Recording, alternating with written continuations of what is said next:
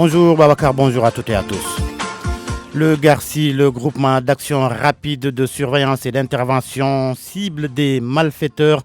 Une patrouille de cette unité de la gendarmerie a essuyé des tirs d'armes à feu aux abords du village frontalier de Gatiari dans l'arrondissement de Kenyaba. Aucune victime. L'attaque à main armée qui a coûté la vie à un talibé Nyassen de nationalité américaine à Fas Kaon. Le porte-parole de la famille de Medina Baye interpelle le gouvernement. Cher Maï Sissé demande aux autorités de tout faire pour arrêter les malfaiteurs. Mouvement d'humeur des transporteurs routiers maliens et sénégalais, une grève de 72 heures pour dénoncer les tracasseries au port et sur le corridor Dakar-Bamako. Le directeur général du port autonome de Dakar dégage toute responsabilité. Les perturbations dans le monde scolaire, Macky Sall a réagi en Conseil des ministres hier. Le chef de l'État demande au ministre de l'Éducation, mais également au ministre de la Fonction publique d'ouvrir des négociations avec les syndicats d'enseignants, notamment le G7. L'insécurité, elle prend des proportions inquiétantes. Les forces de l'ordre ne sont pas épargnées, alors là, pas du tout. Une patrouille du groupement d'action rapide de surveillance et d'intervention, le GARCI, a essuyé des tirs d'armes à feu dans la nuit du 22 janvier. L'attaque s'est produite aux abords du village frontalier de Gatiari dans l'arrondissement de Kenyaba. Aucune victime n'est enregistrée du côté des gendarmes. Les malfaiteurs ont pris la fuite. La gendarmerie de Tambacounda a ouvert une enquête.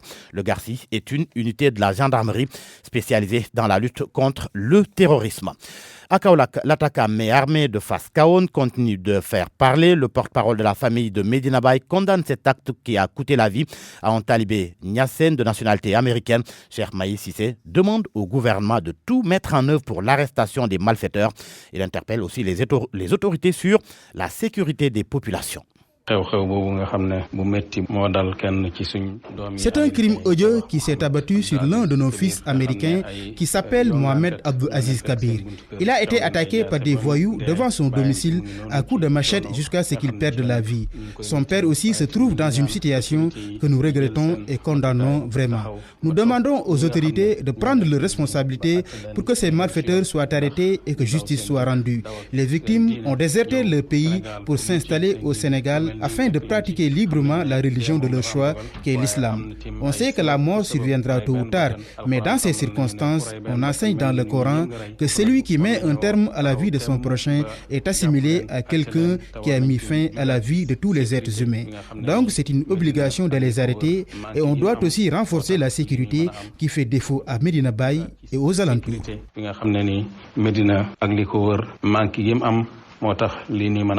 Cher Maï Sissé, porte-parole de la famille de Medina Baye, au micro de Ibrahima Diamé. Nous restons toujours à Kaolack, où cette affaire a créé la psychose chez les populations. Elles ont la peur au ventre. Le reportage est signé Ibrahima Diamé. Des traces de sang sur la porte du domicile cambriolé, des curieux massés aux alentours de la maison à étage. Cette agression mortelle a profondément endeuillé les habitants du quartier Amady Diakho, Fas Kaon et environ. C'est une chose vraiment horrible qui s'est passée à Kanda Amady Diakho. Dans ce quartier périphérique en chantier composé pour l'essentiel de nouvelles habitations, des constructions inachevées dominent le décor et favorisent l'insécurité. Et ça, c'est le réseau des malfaiteurs. Tu peux voir une maison, tu ne vois que des rideaux. Ou bien les habitants de cette dite maison, tu ne les vois que le jour, en train de dormir. La nuit, ils s'en vont. Qu'est-ce qu'ils font? Ça, c'est louche. C'est un quartier très mal éclairé où pratiquement les vols sont monnaie courante. Ici, à Kanda Amady Diakho, notre problème, c'est qu'il n'y a pas d'éclairage. Surtout dans la zone nord où on se trouve présentement. Vous voyez les poteaux électriques que vous voyez là, la nuit, il n'y a pas d'éclairage. On a beau dire, on a fait des délégations, nous avons saisi les autorités locaux, mais vraiment, je ne sais pas exactement le fond du problème, pourquoi ils ne veulent pas éclairer la zone nord de Kanda Amady Diakho. Les habitants, la peur au ventre, interpellent ainsi les autorités sur leur sécurité. L'appel que je lance à toute la population de Kanda Amady Diakho, c'est de savoir dénoncer. Quand on voit quelque chose qui est suspect, il faut le dénoncer. Kanda Amady Diakho, Fas Kaon, Kanda Fodé, Bayo, tous des quartiers de la commune de Kaon partagent les mêmes préoccupations liées à l'insécurité permanente. Ibrahim Diamé Kaon, Radio Futur Média. À 7h05, les transporteurs routiers maliens et sénégalais observent un arrêt de travail de 72 heures. Ils dénoncent les tracasseries dont ils disent être victimes au port de Dakar et sur le corridor Dakar-Bamako. Selon eux, le règlement 14 de l'UEMOA relatif à l'harmonisation des normes et procédures du contrôle du gabarit du poids lourd et à la charge de l'essieu est à l'origine de tous leurs maux, des maux dont ils sont confrontés. Le directeur général du port autonome de Dakar a réagi à cette grève des transporteurs routiers maliens et sénégalais. Il dégage toute responsabilité. Ababakar Sadir Bey au téléphone avec Salif Sow. Il s'agit de questions relatives à l'application du règlement 14 de l'UEMOA, qui n'est pas du ressort du port de Dakar. C'est une directive de l'UEMOA qui est mise en application par le ministère des Infrastructures et des Transports. Nous sommes tenus de respecter le règlement 14 sous peine d'amende qui peuvent aller jusqu'à 200 millions. Donc toutes les plateformes qui font plus de 200 000 tonnes sont tenues de respecter le règlement 14. Et nous pensons qu'il n'y a pas péril en la démarche, il y a toujours des possibilités d'intercéder en la faveur des transporteurs et en la faveur du port de Dakar, puisque ce règlement 14, quelque part, puisqu'il n'est pas appliqué par tous les ports, fait qu'il y a un peu, disons, un biais introduit qui fait que le port de Dakar en subit les conséquences, puisque le port d'Abidjan ne l'applique pas, le port de Lomé ne l'applique pas, etc. Mais nous sommes sûrs qu'en travaillant avec le ministère des Transports, nous pouvons trouver un terrain d'entente. Et l'on parle d'éducation. À présent, le chef de l'État a réagi aux perturbations notées dans le monde scolaire. Le président Macky Sall a demandé au ministre de l'Éducation, au ministre de la Fonction publique également, de dialoguer avec les syndicats d'enseignants, notamment le G7 qui a d'ailleurs organisé une marche hier pour exiger du gouvernement l'application des accords signés. Le reportage est signé Salif Sow. Dans le cortège, ce professeur d'histoire et de géographie au lycée de Goloré, c'est à Podor. Souley Idi Sangot a fait plus de 300 km pour dénoncer, dit-il, les lenteurs administratives. Dans les zones reculées, nous déposons des dossiers, voire des années, sans avancement. Professeur de lettres à Kaolack, Cheikh Omar Ndong souligne l'image des abris provisoires, 6500 sur l'ensemble du territoire national. S'il y en a, mais les autres classes sont faites de crintin, de paille et autres. C'est déplorable. Foulard rouge autour du cou, Assoumana Diatta, enseignant de portugais, a dû faire 270 km. Motivation et détermination dans ses valises. C'est une rengaine. Nous sommes en train de mobiliser aujourd'hui nos camarades pour leur faire comprendre que seule la mobilisation et la détermination pourront justement amener le gouvernement à respecter ces accords. L'alignement de l'indemnité de logement, un point non encore respecté des accords signés en 2018 par le gouvernement. Djaina Bassar est professeur au lycée de Thiaroye, c'est dans la banlieue de Dakar. Donc tous les points sont importants, mais le plus c'est également le fait de niveler les enseignants, de les mettre dans les mêmes conditions que les autres corps de travail. Une série de manifestations nationales dans les différentes capitales régionales du pays est en vue, ont annoncé les syndicalistes du G7. La lutte continue, rappelle Abdoulaye Ndoye, secrétaire général du CUSEMS. La balle est dans le camp du gouvernement. C'est un accord qui a été signé. Il incombe au gouvernement maintenant de respecter les termes de l'accord. Plus de 1000 enseignants ont participé à la marche nationale du G7. D'après les organisateurs, ils étaient 300 selon la police nationale. Reportage de Salif Sow. Politique à présent avec le dialogue national. Le coordinateur du Forum civil dit être en désaccord avec la composition de la commission politique du dialogue national. Donc, Birahim Seck estime que certains membres de l'opposition et ceux de la majorité sont dans un clair-obscur. Il a même rappelé que le Forum civil n'est pas une caisse de résonance de discussion à huis clos. Nous l'écoutons au micro de Amadou Sabarba. Notre sortie de la salle, ce n'est pas une sortie du dialogue. Nous sommes sortis de la salle pour protester contre un fait. Quand vous appelez quelqu'un à un dialogue, tu ne dois pas le limiter, mais limiter son champ d'intervention dans les commissions. Certains s'étaient opposés à ce que d'autres entrent dans la commission politique qui n'était pas encore constituée selon le décret de création du comité de pilotage. Ils n'ont pas voulu qu'on entre. On a pris nos responsabilités en disant nous sommes venus pour dialoguer. Et quand on dialogue, personne ne peut nous délimiter une frontière. Et notre souhait, nous, Forum Civil, c'est d'entrer dans la commission politique. Si on entre dans la commission politique, il n'y a aucun problème. Le Forum Civil va continuer à faire son travail dans la commission politique. Certains qui refusent que d'autres entrent dans la commission politique. Et pourtant, on partage le même décret. Le même décret que le président a pris pour nous nommer dans le comité de pilotage. C'est le même décret également qui les a nommés. Donc pourquoi ils voudraient qu'eux, ils soient dans la commission politique, que nous ne soyons pas dans la commission politique? Qu'est-ce qu'ils cachent aux Sénégalais? Qu'est-ce qu'ils veulent cacher aux Sénégalais? Est-ce qu'ils ont quelque chose à cacher aux Sénégalais? Qu'est-ce qu'il y a dans la commission politique pour que ce soit dans l'ostracisme? Non, le Forum Civil n'est pas dans ce jeu-là. Notez que le comité de pilotage du dialogue national se réunit, Babacar, ce vendredi. Il est 7h10, c'était Georges Diop, c'était le journal. Et voici les titres sport, cher Tidjane Diagne. Grosse frayeur pour Sadio Mané, sorti hier à la 32e minute de jeu lors de la victoire de Liverpool sur la pelouse de Wolverhampton. Le Sénégalais souffre des ischio-jambiers et pourrait rester 3 matchs sans jouer. Basketball, désigné entraîneur adjoint de l'équipe nationale masculine, Mamadou Gueye Pabé a lâché ses premiers mots. Il va conduire le Sénégal pour ses premiers matchs qualificatifs aux Jeux Olympiques. Vous l'avez entendu dans ce journal. Et puis nous avons aussi parlé de Papa Sow qui va quitter donc l'écurie face pour mettre sur pied son écurie. C'est en gestation, il n'a pas confirmé, mais ses proches l'ont affirmé au micro d'Abdou Diouf Junior. Et le journal de 8h d'RFM compromis parce que le présentateur Barthélémy Ngom dit aussi être souffrant des ischio-jambiers. Merci cher Tidjane Diagne. Bonjour Charles Faye. Bonjour Babacar. À tout à l'heure pour votre chronique du vendredi. La lèpre, ça existe toujours.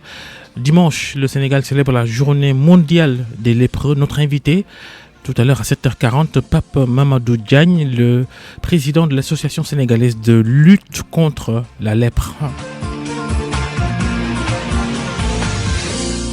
Il est 7h12 et bon début de journée à tous RFM Matin la culture, Anna Rocha. Bonjour à tous. Dakar, capitale de la musique, le temps du Dakar Music Expo.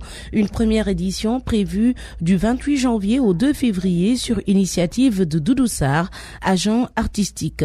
La Colombie est le pays invité d'honneur de cette première édition placée sous le thème Africa Remix et New Talents. Les organisateurs étaient en conférence de presse hier à l'Institut français. Le compte rendu de Koumba Sandiane Faye. C'est avant tout un partage d'expériences et de connaissances. Dakar Music Expo. Dakar va vibrer au rythme d'une série de concerts, panels et masterclass. Le festival compte réunir à la fois les grands noms de la musique et les talents émergents. Doudou Sarr en est l'initiateur. Il est entrepreneur culturel, directeur artistique et agent d'artistes. C'est basé sur un template mondial là, qu'on voit un peu partout dans le monde. C'est un salon professionnel. C'est un salon où normalement, il y a les musiciens, les tourneurs, les studios, tout. Nous, on va essayer de répliquer ça à Dakar. Focus sur la professionnalisation et l'exportation des musiques colombiennes. La Colombie, invitée d'honneur sous le sceau de la coopération Sud-Sud. Est-ce à dire que les musiques sénégalaises doivent s'inspirer de celles latino-américaines? Doudou Sarr. Absolument. Je pense qu'on a beaucoup à apprendre de l'expérience colombienne avec certains producteurs comme Daddy Yankee. Alors qu'on aime ou on n'aime pas, en termes de résultats et de ressources générées par la production musicale, la Colombie est montée au top. Les producteurs colombiens ont souvent beaucoup de titres dans les charts, que ce soit aux États-Unis ou en Europe. Et comment ils l'ont fait, comment ils en sont arrivés là, c'est là où on peut apprendre de cette expérience colombienne. Première édition, Dakar Music Expo. C'est du 28 janvier au 2 février. Les artistes Youssou N'Dour et Angélique Kidjo sont les parrains du festival qui invite à la découverte de la ville de Dakar. En 2014, elle a publié son premier livre, un recueil de poèmes. 5 ans plus tard, elle nous revient avec cette fois-ci un recueil de nouvelles, Pluie de vie. Voici Mary Bey, présentatrice, consultante, actrice notamment. Tout le monde connaît le roman. Moi, ce que j'ai voulu, c'est un petit peu apporter un petit peu de nouveauté en reprenant, par exemple, le poème qui est un peu difficile, que les gens ne peut-être ne connaissent pas trop, et en le mélangeant avec un peu de slam. Et cette fois-ci, j'ai choisi de faire un recueil de nouvelles, donc qui est aussi un exercice très difficile parce que c'est de petites histoires qui peuvent, pour chaque histoire dans ce recueil, ça peut être développé, être un roman à part entière. Donc l'exercice difficile, c'est de synthétiser, de faire de telle sorte que ça ait un sens, une logique, et que ça donne encore envie au lecteur de lire. Mary Bey sera notre invitée demain dans le magazine culturel d'RFM. Khalam, merci d'avoir suivi. À demain. Merci Anna Rocha. 7h15 RFM Matin, la suite. RFM Matin. RFM Matin. L'émission qui réveille le Sénégal. Et voici la chronique de Charles Faye. Charles, votre regard sur les dernières fortes actualités de cette semaine et votre commentaire. Faire de la météo politique est à la mode sous nos cieux. Un peu d'investigation dans la tête des politiques par là, quelques petites chicaneries journalistiques par-ci, et nous voilà analystes en chef. Pour ne pas être en reste, faisons comme tout le monde, existons dans ce monde de mégalos gavés de bling-bling et faisons alors du Kandeski. En effet, il n'y a rien de mieux que l'abstrait pour ne pas se tromper. Cela étant d'autant plus facile que le président Macky Sall et son parti, l'APR, donnent suffisamment du grain à moudre pour que l'on se retrouve avec un avenir politique épicé, farci au Dakar, Soul et Buggage. Forcément, cela ne va pas sentir bon, mais qu'est-ce qu'on va se régaler. Surtout avec le tourbillon Moustapha Diakhaté, inconditionnel du professeur Cheikh Anta Diop qu'il a fini de nommer Daraï Sénégal. Ce nostalgique du Rassemblement national démocratique, preuve du fondement scientifique pour l'achèvement de la cause politique, va en faire voir de toutes les couleurs aux apéristes. La preuve, il n'en est qu'à l'échauffement et déjà, il fait très mal.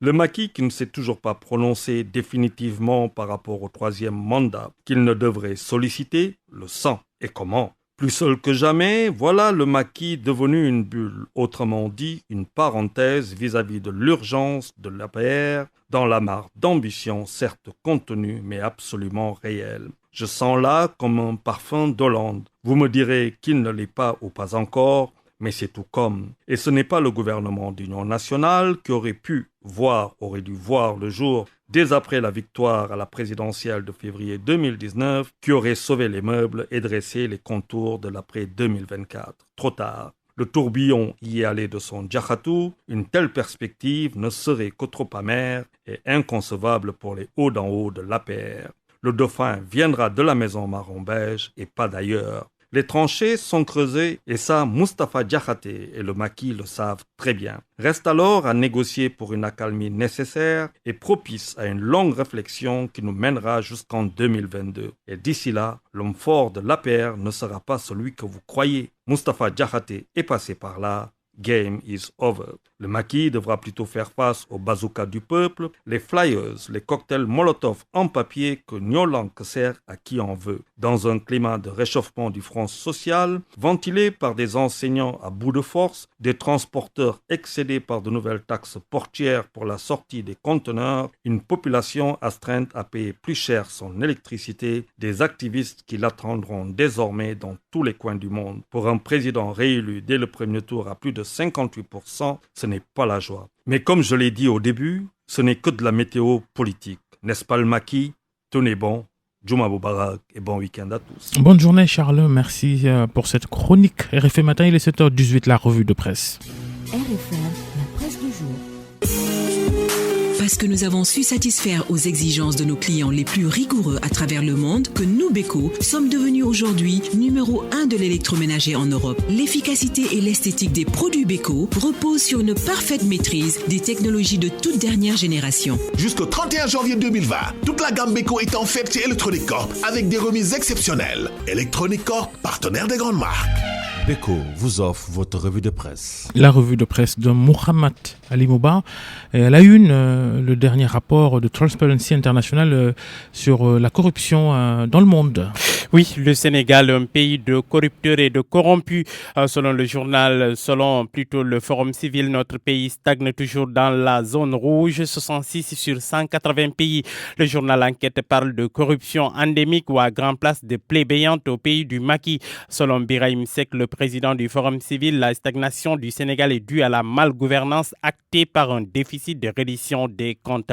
Affaire Petrotim, Big Togo et Prodac, ces dossiers qui plombent le Sénégal, le Forum civil demande la poursuite de la traque des 25 personnalités figurant sur la liste du procureur Ali Oundao. Pour Grand Place, la place du Sénégal est méritée puisque l'OFNAC, chargé de lutter contre la corruption, est une juridiction sans compétence, coquille vide en 8 ans de rapport de l'impunité sans porter les voleurs de la République, la main dans le sac, encouragé plastronne Macky Sall dans les gradins spectateurs. Selon le journal La Tribune, le statu quo persiste depuis 2016. La volonté politique s'affaisse, l'État et son administration, grand royaume de la corruption. 45 points sur 100, l'élève stagne depuis plus de 4 ans. Ça ne travaille pas, ou plus exactement, ça ne décolle pas, pour paraphraser l'autre. Mais pour la mise en œuvre des budgets, programmes, le Soleil relève que le président tient à ces nouvelles directives, plus de contrôle, plus d'évaluation, plus d'efficacité. Il l'a réitéré selon le confrère hier en Conseil des ministres.